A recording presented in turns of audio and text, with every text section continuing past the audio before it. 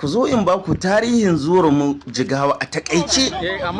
Mun je garin Gumal ne domin taya mai martaba sarkin Gumal murnar cika shekaru 45 a karagar mulki.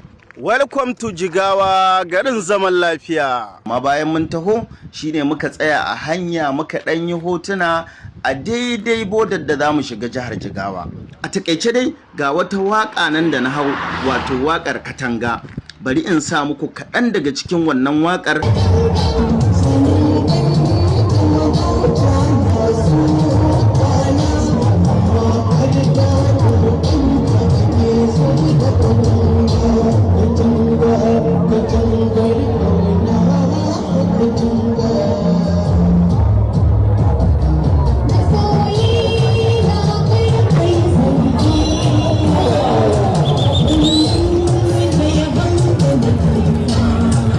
Na dan gyagije kawai ta mota ta zo ta wuce fiu. To ga dai mutanen mu nan Fauziya, Mariya, Don Nas da dan baiwa.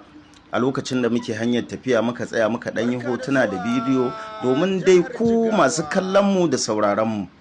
Shin wani sharhi za ku yi mana game da wannan tafiyar da muke garin Gumel domin taya mai martaba sarkin Gumal murnar cika shekaru 45 ba a raye ba a karagar mulki kawai yau ɗannan shekarun. Allah ya ƙara wa sarki lafiya. To alhamdulillahi yanzu ina so ku zo ku bayyana mana ra'ayinku game da hotuna da bidiyo da muka ɗauka muka sakar muku.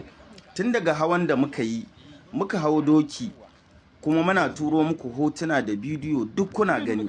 Saboda haka ina so ku zo ku yi mana sharhi, ku bayyana mana ra'ayinku a comment section domin hakan zai ba mu dama nan gaba idan mun yi tafiya makamanciyar irin wannan mu tsaya a bakin boda mu ɗaukan muku hotuna da bidiyo domin ku san halin da muke ciki.